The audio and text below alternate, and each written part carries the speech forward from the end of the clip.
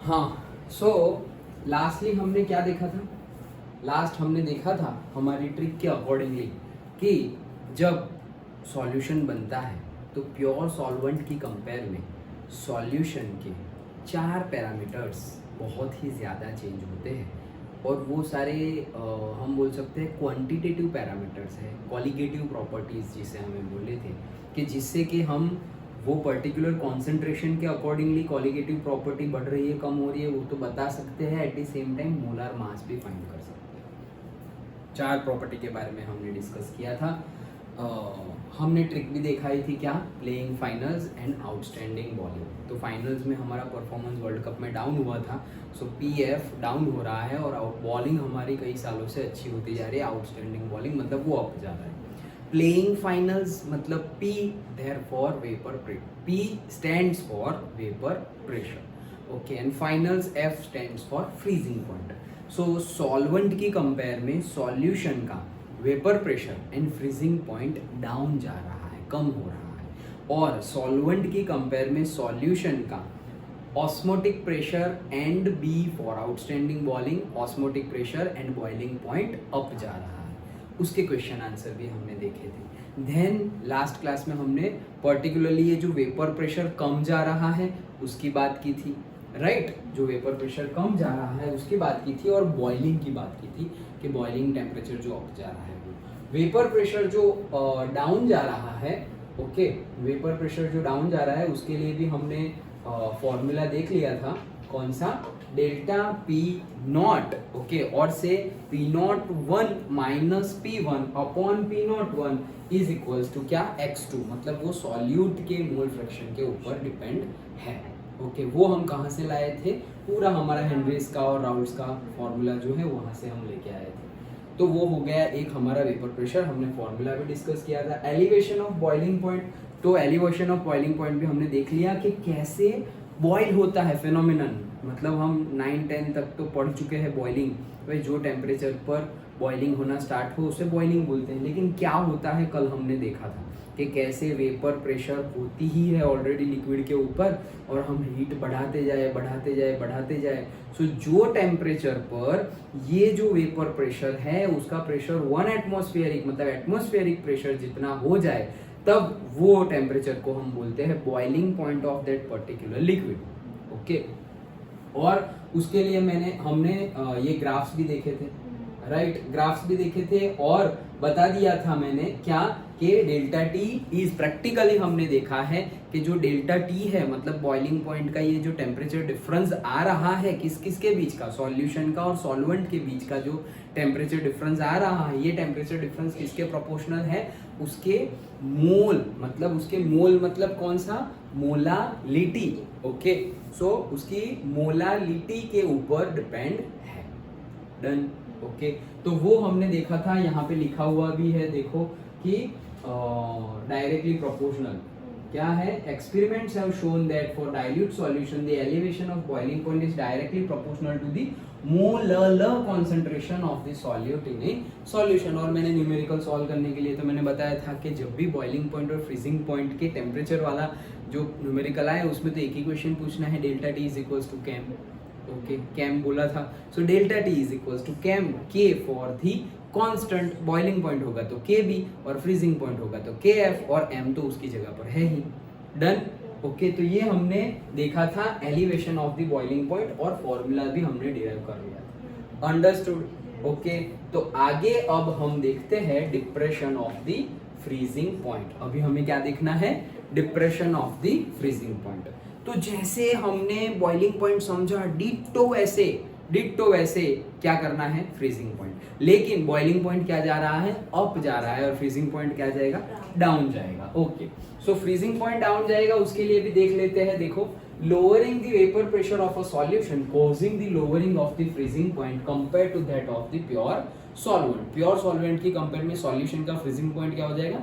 Down जाएगा। वो तो डाउन जा रहा है ना, P और F प्लेइंग फाइनल, तो प्रेशर और फ्रीजिंग पॉइंट क्या जा रहा है? डाउन जा रहा है। तो सॉल्यूशन का और कम होगा प्योर सॉल्वेंट की कंपेयर में। सपोज प्योर सॉल्वेंट हमने पानी लिया है, ओके, प्योर सॉल्वेंट हमने पानी लिया है, और फिर तुमने डाल दिया शुगर डाल दिया, ओके, और मिक्स कर दिया, तो अभी प्योर सॉल्वेंट का फ्रीजिंग पॉइंट क्या होगा, पानी का फ्रीजिंग पॉइंट 0 डिग्री सेल्सियस। लेकिन अभी तुमने शुगर भी डाल दिया है, अब तुम कैंडी बना रहे हो तो 0 डिग्री सेल्सियस पे कैंडी नहीं बनेगी, ओके, उसको और कम टेम्परेचर पे ले जाना पड़ेगा, मतलब फ्रीजिंग टेम्परेचर क्या हो गया, कम हो गया। अंडरस्टूड? ओके, चलो। So we know that the freezing point of a substance, the solid phase, is in dynamic equilibrium with the liquid phase. वो तो है ही क्या कि freezing point मतलब क्या है कि जो dynamic equilibrium में होगा, किसके साथ, solid phase और liquid phase। जैसे वो तो वेपर प्रेशर की भी, बॉइलिंग की भी हम बात कर रहे थे, तो जो लिक्विड है वो उसके ऊपर जो प्रेशर है उसके साथ क्या था, डायनेमिक इक्विलिब्रियम में था। वैसे ही फ्रीजिंग मतलब फ्रीजिंग एंड बॉइलिंग,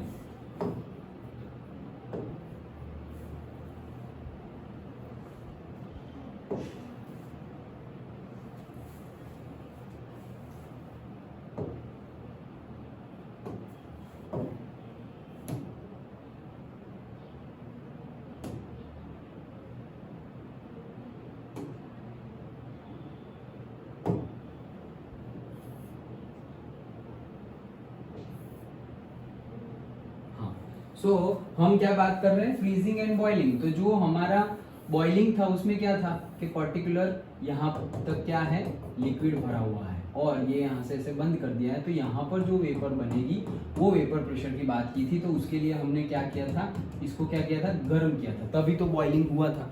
अब उसके जैसा ही दूसरा एग्जाम्पल हम क्या कर रहे हैं कि ये मेरा क्या है, पानी ही है, सेम, ओके, सेम मेरा वाटर यहाँ पर ऐसे भरा हुआ है, डन। और अब मैं क्या कर रहा हूँ, इसके आसपास आइस डालते जा रहा हूँ, क्या डालते जा रहा हूँ, आइस।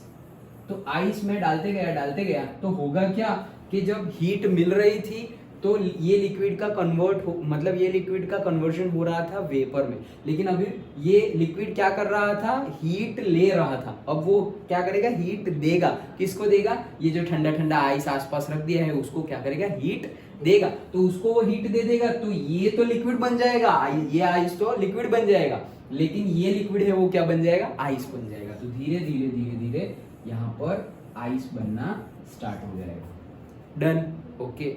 तो वो धीरे धीरे जैसे वहां पे वेपर बन रहा था वैसे ही धीरे धीरे यहाँ पर क्या बनेगा, आइस बनेगा। और जो टेम्परेचर पर सारा का सारा जो हमारा लिक्विड है वो सॉलिड फॉर्म में आ जाए तो वो क्या हो जाएगा, फ्रीजिंग पॉइंट। मतलब सारा का सारा मतलब फ्रीजिंग पॉइंट एक ही होगा, मतलब जिस टेम्परेचर पे स्टार्ट हो गया, जैसे हम बॉइलिंग और फ्रीजिंग वो सब क्लास 9 में पढ़े थे, ओके, तो 0 डिग्री सेल्सियस पे स्टार्ट हो जाता है फ्रीज होना और 0 डिग्री सेल्सियस पर ही कंप्लीट भी हो जाता है, डन, ओके, वो देखा था हमने। सो आगे देखते हैं क्या, thus the freezing point of a substance may be defined as the temperature, मतलब ऐसा temperature at which vapor pressure of the substance is in its liquid phase, मतलब liquid phase में यहाँ पर सपोज जो भी वेपर होगी वो जो क्रिएट कर रहा है vapour phase, is equal to the vapour pressure in the solid phase, मतलब कि वेपर प्रेशर क्या हो जाएगी, सॉलिड फेज जैसी हो जाएगी। मतलब कि जब आइस है तब भी थोड़ी बहुत वेपर तो होगी, तो वो जो थोड़ी बहुत वेपर है वो और जो पहले लिक्विड था और तब जो वेपर थी वो दोनों का प्रेशर कैसा हो जाएगा, सेम। फिर से पढ़ता हूं, देखो क्या कि हमारा thus the freezing point of a substance may be defined as temperature at which, मतलब वो वाला temperature at which vapor phase of a substance in its liquid phase is equal to, मतलब जब हमारा substance है वो जब liquid phase में होगा, ओके, तब जो वेपर होगा is equal to its vapor pressure in the solid phase। मतलब कि ऐसा समझो कि पहले तुमने यहाँ पर पानी रख दिया है और यहाँ पर वेपर आई, वो वेपर प्रेशर जो प्रेशर क्रिएट करेगी और फिर तुमने वहीं पर क्या रख दिया है, सॉलिड रख दिया है और यहाँ पर वेपर प्रेशर आई, तो जो टेम्परेचर पर ये वेपर प्रेशर के इक्वल हो जाए उसी को बोलते हैं फ्रीजिंग पॉइंट। अंडरस्टूड? मतलब क्या कि ये जो सॉलिड है उसके ऊपर जो वेपर प्रेशर आए क्रिएट होगा उसका कोई पर्टिकुलर अमाउंट मतलब वैल्यू होगी, ओके, तो वो जो पर्टिकुलर वैल्यू है, अब देखो क्या होगा कि ये क्या है हमारा सॉल्वेंट, अब ये तुम्हारा ये देखो ये सॉल्वेंट है, अभी इसके ऊपर पर्टिकुलर वेपर है, ये अभी लिक्विड स्टेट में है, ये कौन से स्टेट में है, लिक्विड स्टेट में है, ओके, तो यहाँ पर वेपर है, और अगर यहाँ पर सॉलिड होगा, ओके, तो यहाँ पर भी वेपर होगी और यहाँ पर भी वेपर होगी। क्या लग रहा है तुम्हें, कौन सी वेपर प्रेशर ज्यादा होगा, ये वाला या ये वाला? स्टार्टिंग में मतलब ऐसा समझो, दो कंटेनर है, एक में मैंने पानी ले लिया, ऊपर से बंद कर दिया, उसके ऊपर वेपर होगी पानी की। एक में मैंने आइस, बनाया हुआ आइस ही लिया है कंटेनर में, उसके ऊपर भी बंद कर दिया, अब उसके ऊपर भी वेपर होगी। क्या लग रहा है कौन सा वेपर प्रेशर ज्यादा होगा? पक्का? नहीं, वेपर की। क्यों? आइस की थोड़ी उतनी वेपर बनेगी, वेपर किसकी बनेगी? लिक्विड की ज्यादा बनेगी ना। वेपर तो गैसियस फेज में कन्वर्ट हो जाए तब वेपर बनती है, वेपर मतलब गैसियस फेज। तो लिक्विड का गैस ज्यादा बनेगा या सॉलिड का गैस ज्यादा बनेगा? लिक्विड का ज्यादा बनेगा ना।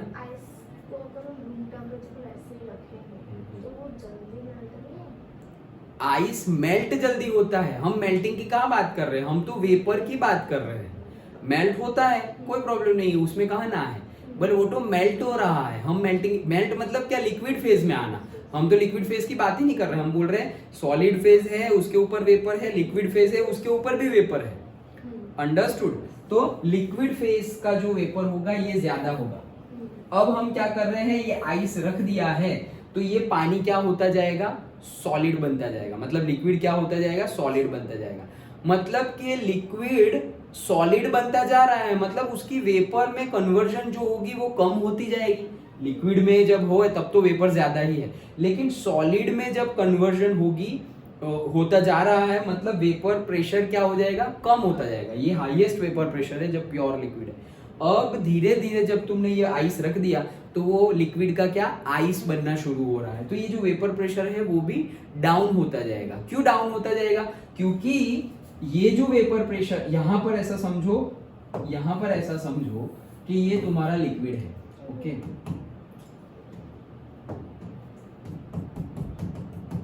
ये लिक्विड है और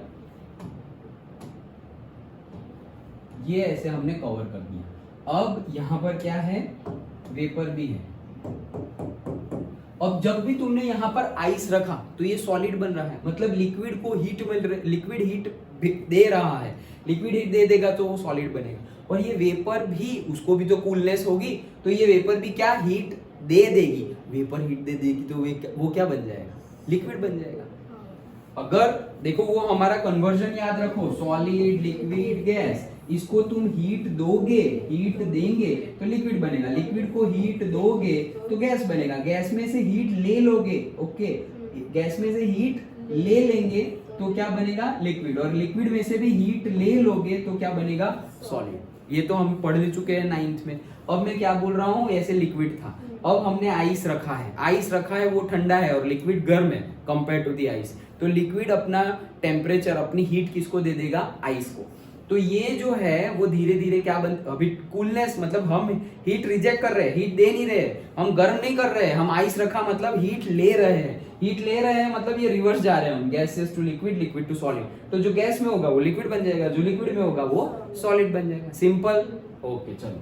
सो अब ये जो वेपर प्रेशर, ये लिक्विड है वो तो सॉलिड बन रहा है, लेकिन यहाँ पर जो वेपर थी वो वेपर भी गैस स्टेट में होगी, जो वेपर उसका क्या बन जाएगा, लिक्विड। तो सपोज ऐसा समझो यहाँ पर 10 पार्टिकल्स थे वेपर के, और उसमें से अभी एक पार्टिकल लिक्विड का ड्रॉपलेट बन गया, तो वेपर के कितने पार्टिकल रहे, सिर्फ 9।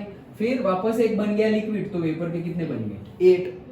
क्यों ये 10, 9, 8 कम क्यों हो रहे हैं, क्योंकि वो ठंडे हो रहे हैं, ठंडे होंगे तो वो लिक्विड स्टेट में जाएंगे। अंडरस्टूड? पक्का?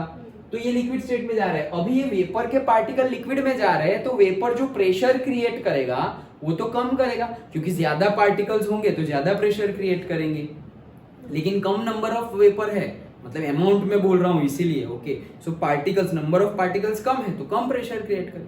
समझ में आया?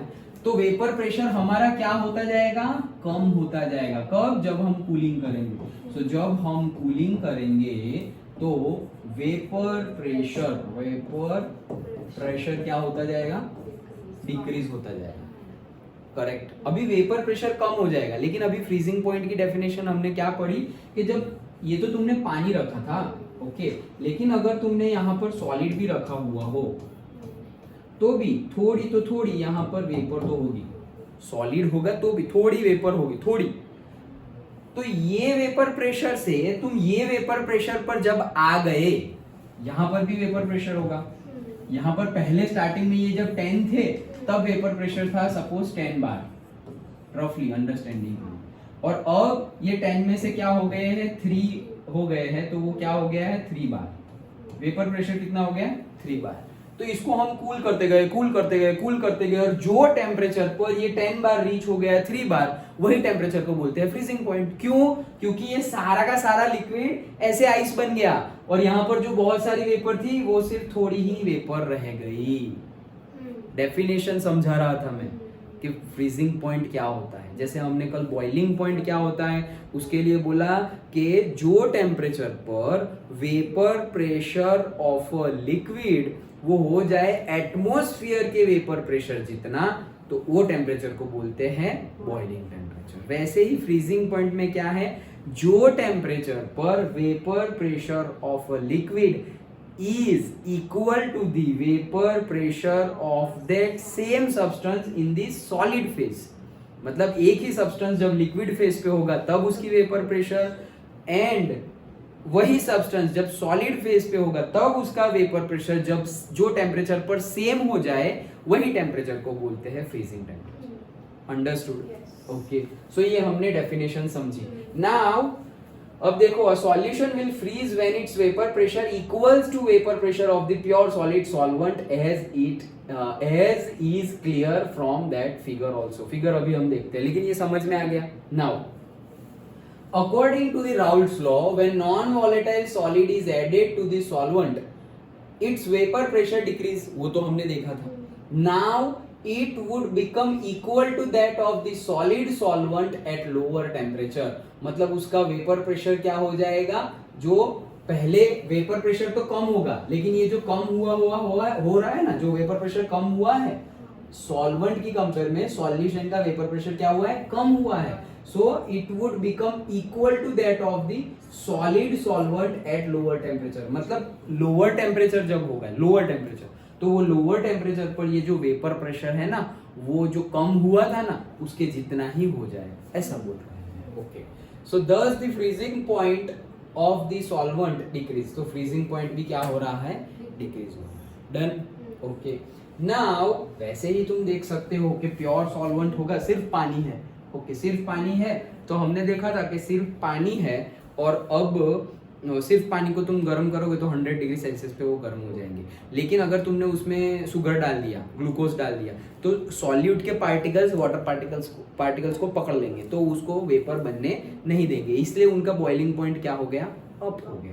तो वैसे ही यहाँ पर भी पानी है, उसका फ्रीजिंग पॉइंट है 0 डिग्री सेल्सियस, लेकिन अभी तुमने ग्लूकोज डाल दिया है, तो वो जो पार्टिकल्स है ना, वो पार्टिकल्स भी मूवमेंट करते रहेंगे और 0 डिग्री सेल्सियस पे आइस बनेगा नहीं, मतलब सॉलिड फेज आएगा नहीं।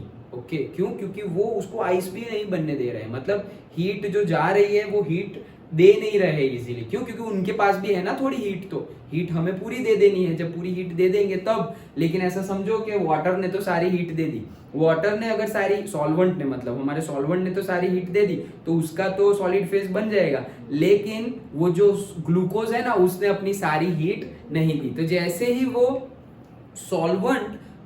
सॉल्वेंट क्या सोचेगा कि मैंने अपनी सारी हीट दे दी, मतलब मैं 0 डिग्री सेल्सियस पे फ्रीज हो जाऊंगा, लेकिन वो हो नहीं रहा है। क्यों? क्योंकि अभी तक वो ग्लूकोज जो अंदर डाला था ना, उसने अपनी सारी हीट नहीं दी, तो वो अपनी हीट बाहर नहीं देगा, वो अपनी हीट किसको दे देगा, जो नजदीक में है। वो नजदीक में क्या है, सॉल्यूट के पास सॉल्वेंट, तो वो वापस सॉल्वेंट को दे देगा, तो सॉल्वेंट के पास और हीट आ गई, तो 0 डिग्री के बाद रीच हो गए, उसके बाद भी उसको थोड़ा बहुत अभी देना बाकी है। तो जब वो थोड़ा बहुत भी दे देगा ना, तब जाके वो फ्रीज हो पाएगा। अंडरस्टूड? सो इसीलिए उसका फ्रीजिंग पॉइंट क्या हो रहा है, मतलब जो सॉल्वेंट होगा उसकी कंपेयर में भी डाउन जा रहा है। अंडरस्टूड? तो यहाँ पर मतलब गुंडागिरी कर कौन रहा है, सॉल्यूट।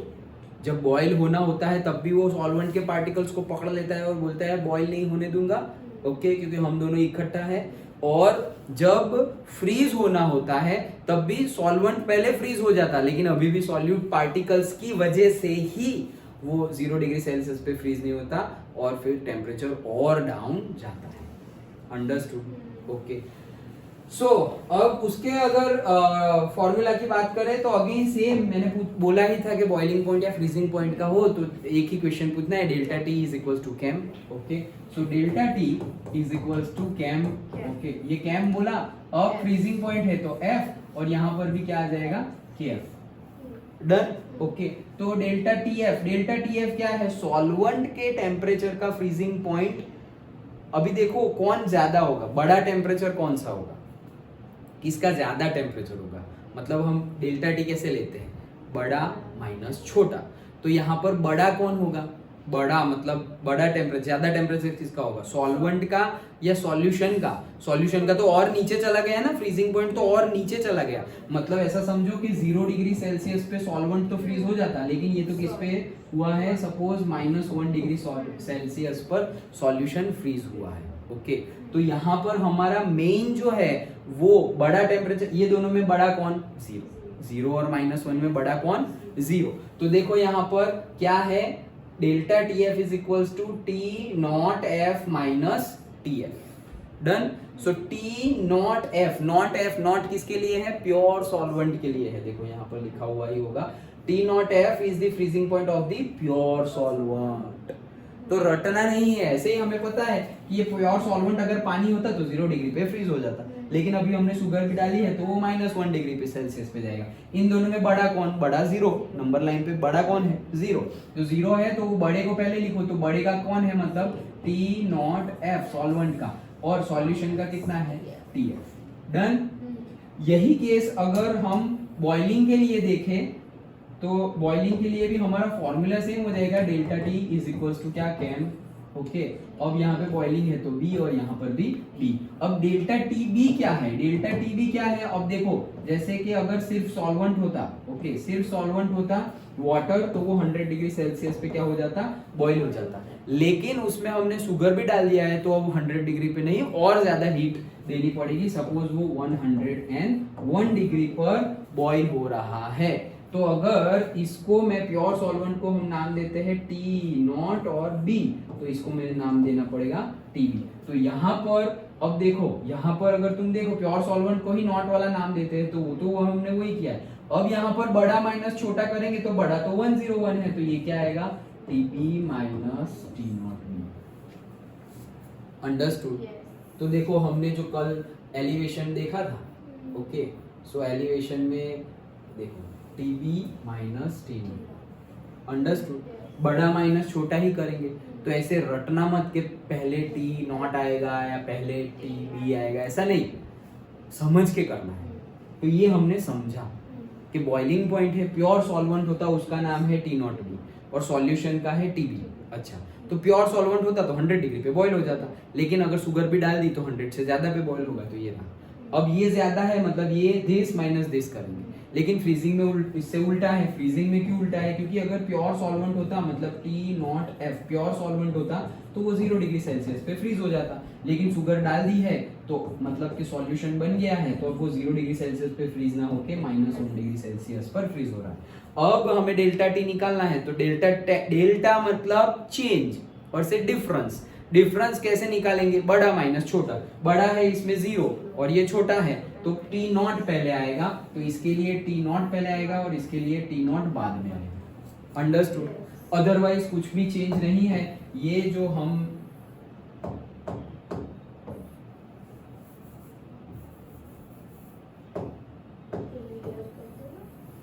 नहीं, इसका काम है ना, हाँ, तो ये अभी हमने निकाल लिया। Okay, so that is equals to T nought F minus T F is equals to K F, और अभी हमें इनटू एम। ओके, अभी एम की वैल्यू तो पता ही है, एम क्या है, मोलालिटी। तो मोलालिटी मतलब क्या, number of moles of the solute upon solvent, mass of the solvent. Okay, क्या mass of solvent in kg.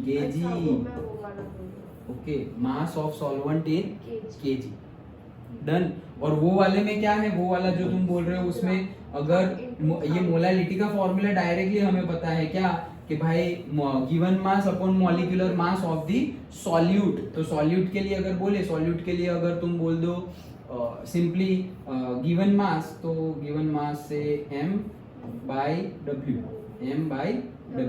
Okay, और w छोटा नहीं, m by w given mass by molecular mass into 1000 divided by mass of the solvent, मतलब कि m not लिखता हूँ, solvent का मास क्या m नॉट, बट ये इसमें ग्राम में, 1000 है तो ग्राम में, 1000 नहीं है तो केजी में। डन। ये पूरी की पूरी ये मोलालिटी की वैल्यू यहाँ रख दोगे तो तुम्हारा फॉर्मूला बन गया। तो ये जो m है उसको यहाँ से निकाल दो और फिर ये पूरी की पूरी जो वैल्यू है वो यहाँ पर रख दो, into m divided by w into 1000 divided by m not, where this m is not molality now, this m is the mass of the solute, this w ये क्या है, mass of solute। फॉर्मूला हमें पता होना चाहिए, mass of solute, और ये क्या है, मॉलिक्यूलर मास, मॉलिक्यूलर मास, वो किसका, और वो भी किसका, सॉल्यूट का ही, और ये क्या है, मास of solvent, correct, mass of solvent, that's it, ये हमारा फॉर्मूला बन गया। अंडरस्टूड। तो यही पूरा है, अब बस वही है, here molality, number of moles, ये वो कुछ अलग है या मोल ही है? नहीं, मोलालिटी शो कर रहा है, क्या शो कर रहा है, मोलालिटी शो कर रहा है, और मोलालिटी क्या शो करता है, वो भी मोल ही शो करता है, लेकिन एक अलग पर्सपेक्टिव से। जैसे मोलारिटी वो भी मोल शो कर रहा है, मोलालिटी भी मोल शो कर रहा है। Molarity number of moles of solute in 1 liter of solution, 1 liter of solution, number of moles of solute, और मोलालिटी क्या है, number of moles of solute, ऊपर तो सेम है, in 1 kg ऑफ सॉल्वेंट। यहाँ पे 1 लीटर ऑफ सॉल्यूशन और यहाँ पर 1 kg ऑफ सॉल्वेंट में जब हम number of moles of solute की बात करें तब मोलारिटी एंड मोलालिटी यूज करते हैं, लेकिन जब लिखने का टाइम आए तो हम 1 मोलर सॉल्यूशन बोलते हैं, 1 मोलालिटी ऑफ सॉल्यूशन नहीं बोलते। मतलब जब बोलने की बात आए, लिखने की बात आए, तो मुझे ऐसा बोलना है कि 1 मोलर सॉल्यूशन मतलब 1 मोलारिटी सॉल्यूशन है, कितना, 1 मोलारिटी। 1 मोलारिटी मतलब मैं मोलारिटी नहीं बोलूंगा, मोलर बोलूंगा, और मोलालिटी नहीं बोलूंगा, मोलर बोलूंगा। मतलब क्या, मैंने ऐसा बोला कि से 2 molar glucose solution, 2 molar glucose solution, ऐसे बोला है, 2 मोलर ग्लूकोज सॉल्यूशन। तो मोल ल आया है, मतलब क्या कि भाई 2 मोलर ग्लूकोज सॉल्यूशन, मतलब ये जो मोलालिटी का फॉर्मूला है कि भाई यहाँ पर आएगा m by w into 1000 divided by m not in gram. Okay, ये जो है वो मुझे गिवन है कितना, 2। ये जो m मोलालिटी है वो ऑलरेडी गिवन है, वो कितनी है, 2। तो मैं यहाँ पर लिख दूंगा 2, दैट इज इक्वल टू, ये क्या है, मास of the solute, given mass. कौन है गिवन मास, मतलब गिवन कौन है हमारा सॉल्यूट, ग्लूकोज। वो गिवन हो तो गिवन, नहीं गिवन हो तो नहीं गिवन। हमें तो मोलालिटी गिवन है तो वो मैंने लिख दी। अब ये क्या है, ये क्या शो कर रहा है, number of moles of glucose. ये क्या शो कर रहा है, number of moles of glucose. तो अभी यहाँ पर m लिख दिया, अब number of moles of glucose around 180 आता है, I think so. Okay, molecular mass, और ये हो गया 1000। और अब सॉल्वेंट मतलब ये क्या है, मोलर सॉल्यूशन, मतलब 1 kg होता है, तो यहाँ पर मैंने डाल दिया 1 kg, लेकिन ग्राम में डालना है, 1000 ऑलरेडी है, तो यहाँ पे मैंने 1 लिख दिया। तो अब अगर मतलब 2 मोलर ग्लूकोज का सॉल्यूशन ऐसे बोला है, तो तुम्हें हम ये सब कॉन्सेंट्रेशन टर्म्स पहले पढ़े ना, तो उसका मीनिंग ही यही होता है कि 2 मोलर ग्लूकोज सॉल्यूशन।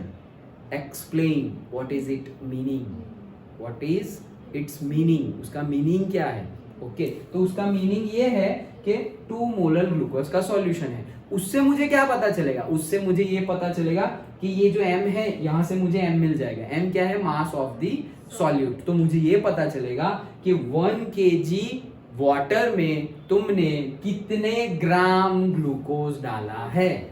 ये इससे पता, ये एक सेंटेंस से ही पता चल जाएगा मुझे कि मैंने 1 kg पानी में, सॉल्वेंट में कितना ग्राम ग्लूकोज डाला है।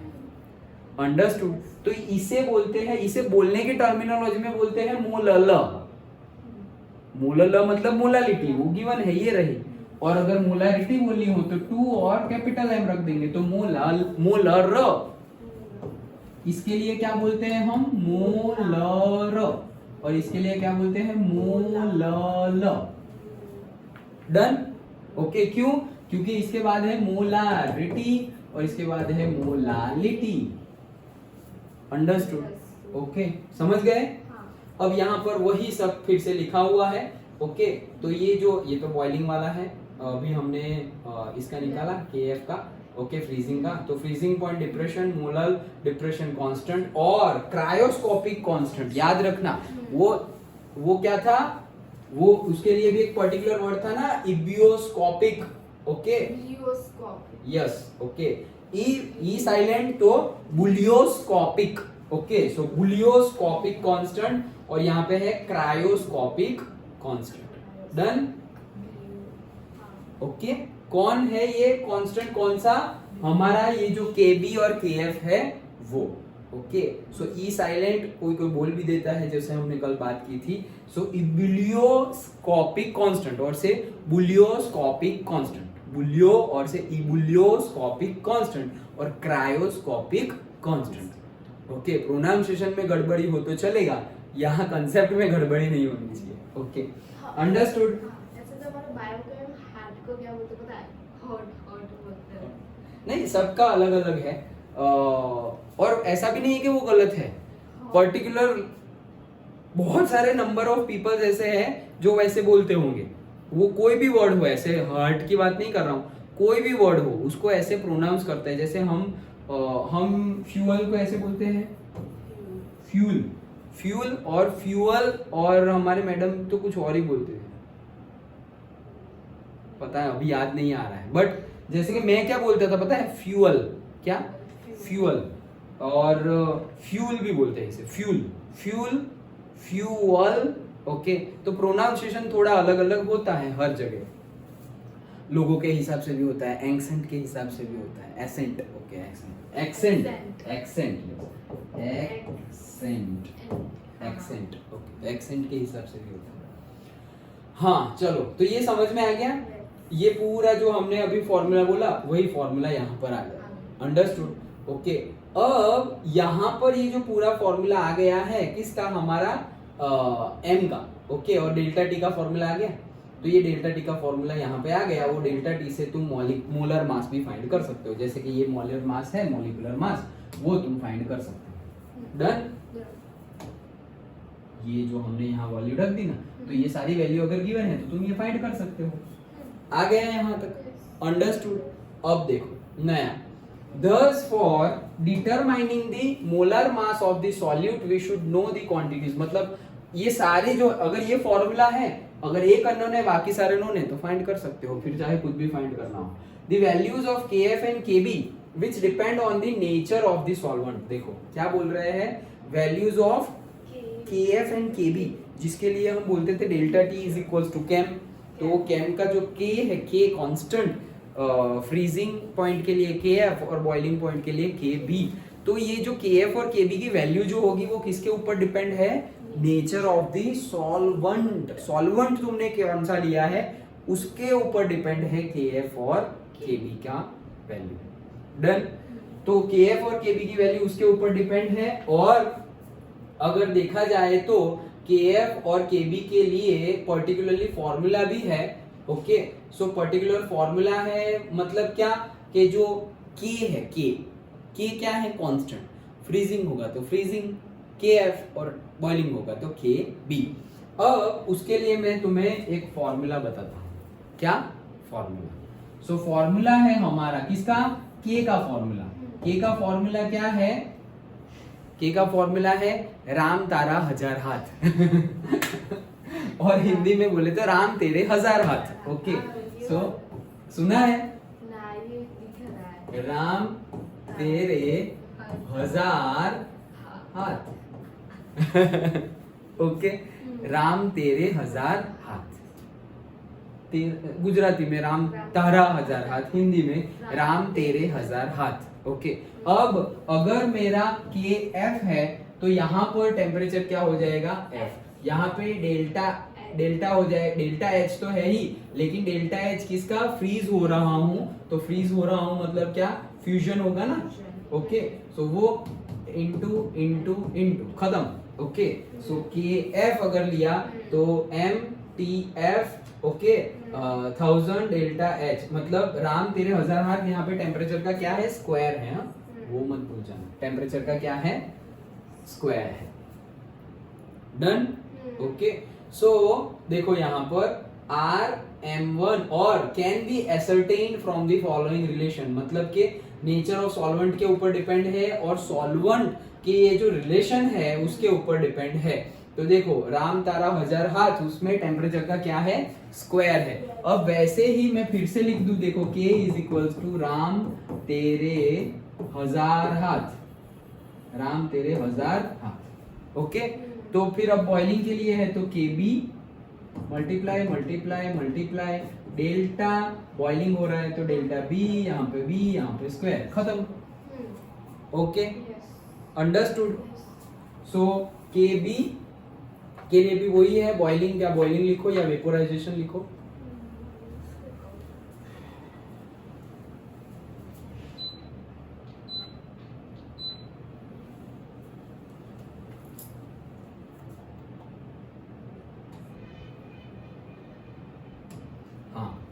सो उसके लिए देखो समझ में आ गया पूरा फॉर्मूला भी।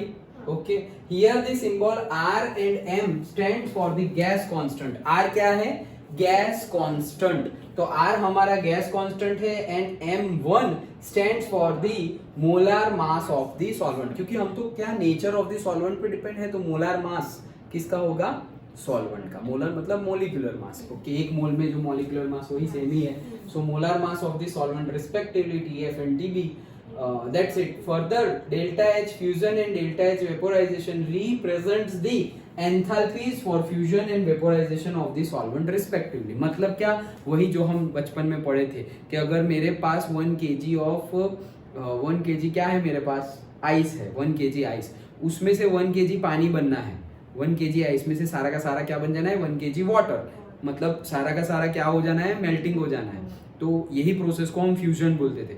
तो उसके लिए जो हीट जरूरी है, हीट देनी पड़ेगी ना, आइस यहाँ रख दोगे, वो मेल्ट होना स्टार्ट होगा। मेल्ट कब होगा, यहाँ एटमॉस्फेरिक टेम्परेचर गर्म होगा तब मेल्ट होगा। अगर आइस 0 डिग्री सेल्सियस का है और यहाँ पर भी -1 डिग्री सेल्सियस है या 0 डिग्री सेल्सियस है, तो क्या होगा, वो मेल्ट नहीं होगा। तो जब वो हीट लेगा, वो कितनी हीट लेगा, वो जो अमाउंट ऑफ हीट लेगा ना, उसी को बोलते हैं डेल्टा H फ्यूजन। वैसे ही मेरे पास 1 लीटर ऑफ पानी है, वाटर, और उसमें से मुझे 1 लीटर जो पानी है वो सारी की सारी किस में कन्वर्ट कर देनी है, स्टीम में कन्वर्ट कर देनी है। सारा ही पानी किस में कन्वर्ट करना है, स्टीम में। तो इसे हीट देनी पड़ेगी 100 डिग्री सेल्सियस पे, ये बॉयल होना स्टार्ट हो जाएगा, वेपर बनना स्टार्ट हो जाएगा। तो जितनी अमाउंट ऑफ हीट चाहिए मुझे ये पूरे के पूरे 1 kg ऑफ वाटर को वेपर बनाने के लिए, वो अमाउंट ऑफ हीट जूल में जो भी होगी, हीट मतलब जूल, तो अमाउंट ऑफ हीट जो भी जूल में होगी उसी को बोलते हैं डेल्टा H वेपोराइजेशन। कहाँ गया, डेल्टा H बॉइलिंग और डेल्टा H वेपोराइजेशन। डन, समझ में आया। तो बस वही था हमारा टॉपिक, अंडरस्टूड। ओके, तो यहाँ हमारे चार हमारी colligative properties complete, sorry third osmotic pressure बाकी है। अच्छा, तो यहाँ पर हमारी 3 कॉलिगेटिव प्रॉपर्टीज कंप्लीट होती है, अंडरस्टूड। क्या क्या कंप्लीट हुआ हमारा था, playing finals, outstanding bowling, pressure down जाएगा, फ्रीजिंग पॉइंट डाउन जाएगा, बॉइलिंग पॉइंट अप जाएगा और ऑस्मोटिक प्रेशर भी अप जाएगा, वो उसके बारे में अभी हमें नेक्स्ट देखना है। डन।